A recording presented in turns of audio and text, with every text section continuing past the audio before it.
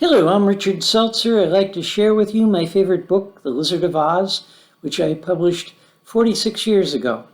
I'm going to read to you the new improved and expanded edition, which I just finished writing and which is not in print.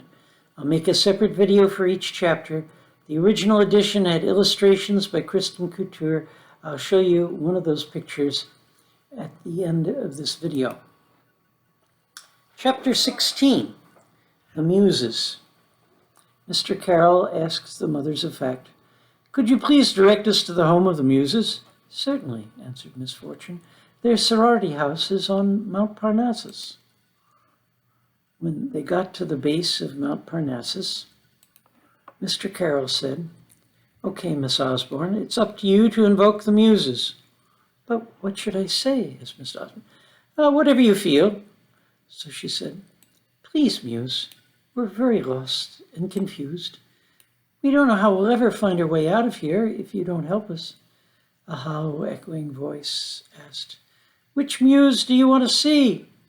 "A Muse, just a Muse," she answered. "Yes," said the voice, "the A Muse is my favorite too. Right this way, third cave on the right." Mr. Carroll introduced the speaker. "That's Mr. Plato. He's the speaker of the house. He helps the Muses talk to strangers. He interprets their signs and words so people can understand them." Plato led them to a dark cave and had the class sit down facing the wall.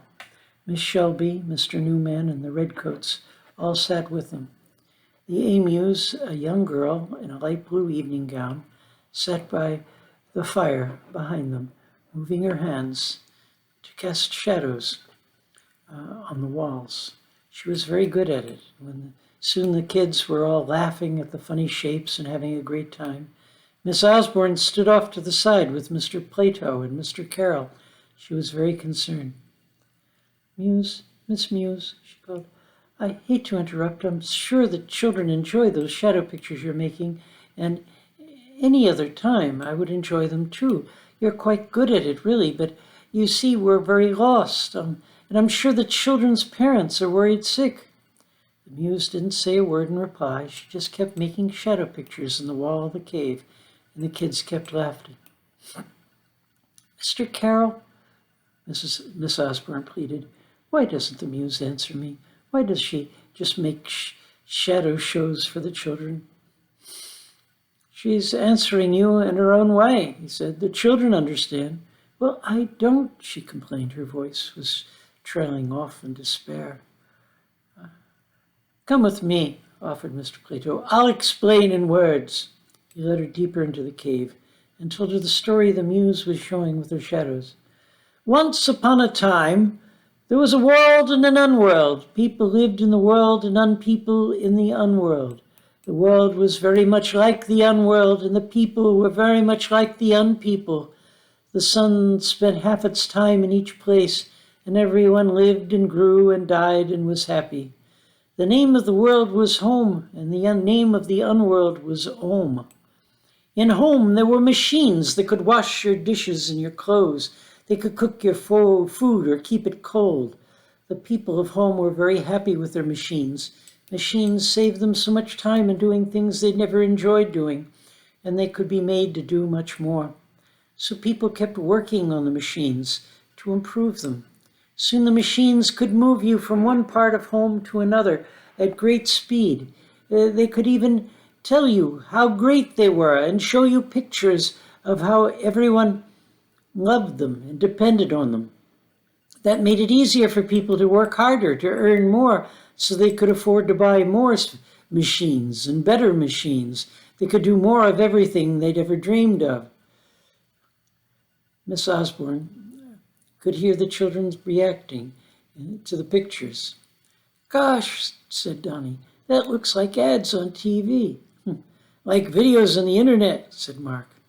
Plato continued, "The more people worked for the machines, the more benefits the machines could offer, and the more the machines reminded them of what great new benefits were waiting for them. So people worked harder and harder so they could buy more and more machines. And in their spare time, they enjoyed seeing and hearing and reading about all the things machines could do for them and how happy everyone was and would be. The only trouble was The atmosphere. The machines gave off fumes. You got used to it after a while, so you hardly ever noticed except on what would have been a bright, sunshiny day. But the fumes were always there. It was a deadening atmosphere. Plants and animals started dying, but people adapted. They learned to breathe machine air instead of plant air. They learned to use machine light instead of sunlight. If they, like the plants, had kept needing the sun to grow, they would have withered and died, but they adapted. They came to depend more and more on machines. They could no longer see the sun, and what plants and animals remained were ugly, stunted creatures. There really wasn't much of anything to look at but the machines. And since there was less to distract people, people worked more efficiently, and the machines gave them more benefits, and they enjoyed those benefits. People used the machines, and the machines used people to make themselves better, and there was great progress throughout the world. Back when the sun could be seen, plants and animals and people used to grow toward the sunlight. Now, instead, they grew toward the machine light. And they thanked the machines for letting them see, and they thanked the machines for letting them grow. And by the light of the machines, they saw the machines and other people working for machines and enjoying their benefits, and the machines built them houses much warmer and more comfortable than caves. And there in their houses, men sat night after night watching the moving shadows that the machine's light cast on the walls, shadows that showed them how wonderful the world was, and they were very pleased. Meanwhile, without anyone noticing, the sun left. It wasn't just behind the clouds. Maybe just as plants and animals and people used to need the sun to live and grow and die, the sun needed the plants and animals and people. Whyever it was, the sun left the world and went to the unworld. Before, the sun used to spend half its time in the world and half in the unworld. Now it stayed in the unworld, named Om, and strange things started happening there. The un-animals and un-plants and un-people who lived there weren't used to all that light. They started growing in ways they never had before. Little lizards grew to the size of dinosaurs and dragons, and strange beasts of all kinds filled the unworld. The un-people feared that if the sun kept shining that way, the monsters would get out of control and kill them. So the un-people captured and tamed the biggest dragon they could find, and they taught him to jump until he could jump all the way to the sun. And he did. And he swallowed it and came back down to the earth with the sun in his belly. "Gosh," said Donnie, reacting to the shadow images the muse was making. "Can you do that again?" Plato went on. As the young people had hoped, the monsters couldn't stand the change in climate. Soon the only monster left was the dragon with the sun in its belly, that somehow the sun had made deathless.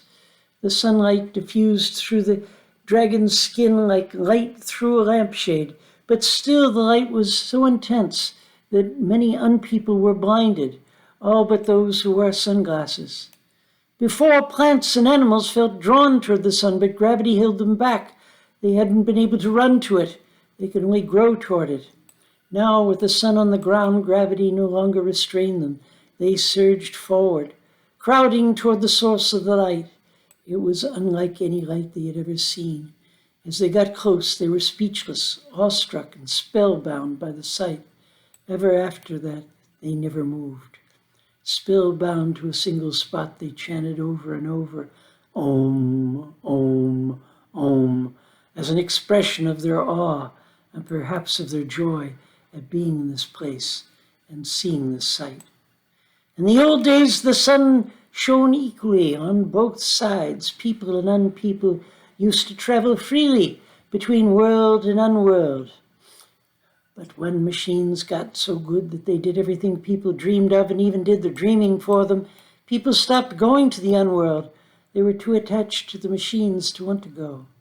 A few un-people kept coming to the world, while others were speechless in the presence of the light.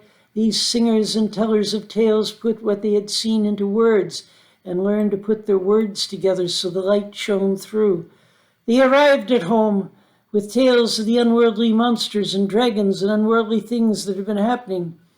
People listened to those stories, and the machine recorded them. Then the machines retold the stories in different, more familiar words, so people could enjoy the stories with no effort at all. One of the best stories the machines told was The Wizard of Oz.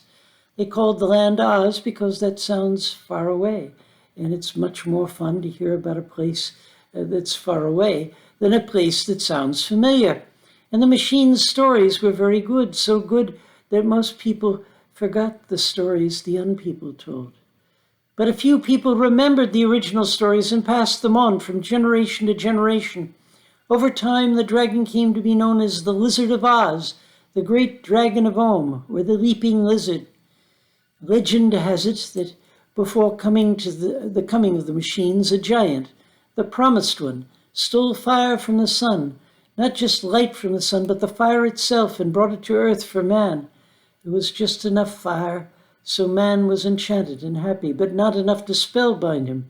And both the world and the unworld were enchanted for many years until the fire burnt out. Nobody knows why the fire burnt out, but it did.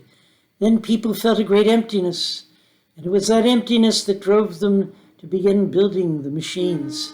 Some say that the Promised One came again and tried to bring back fire from Om, but that time he failed and was spellbound to a great rock at the dragon's feet. I've heard that things are changing fast at home, that a humbug's been flying around, beating on his humdrum, and most everyone has been picking up the beat. They say that people are getting more efficient. All are working at the rhythm of the machines, but the humbug isn't the cause of the changes. He's just speeding things up a little. And nothing will really change the world until some new Promised One brings back the fire of enchantment. I'm sorry, Mr. Plato, said Miss Osborne. I'm still very confused. We've seen so much so fast, and the pieces don't seem to fit together. These potheads and eggheads and everything. Who are they, and what do they have to do with home or Om? At one time or another, for one reason or another, there have been people and unpeople who didn't like living in home or Om. They found a rabbit hole or a pothole or some such place and just dropped out like you did. They fell to their own levels, suspended between home and Om. There are many colonies of them. Well, being under the world, do they understand things? Most of them aren't sure where they are, much less what's above them. The underworld's something else altogether. It lies under and underlies everything, even the unworld. Miss Osborne thought for a while. Then she admitted, I really don't understand. I've never seen machines like that at home, and I'm sure if there are such things, they're very expensive and not many people can afford them. And the sun hasn't left. It shines in Winthrop sometimes. I saw it just yesterday before we fell down that pothole. Are you sure that was the sun you saw and not just something the machines made? I hear machines have been making moons and stars and flowers and fruit that look more real than the things they're copies of, but they are nonetheless just lifeless copies. Miss Osborne wasn't sure what was real now, but she did know that something was very wrong. She knew she had to get the class home, but now she also felt that she ought to help bring back fire to the world, because whatever it meant, it sounded like something that must be done. I'd like to show you one of the pictures from the first edition of The Lizard. It's an illustration by Christin Couture, and this is the picture of the emus casting shadows on the wall that Mr. Plato interprets.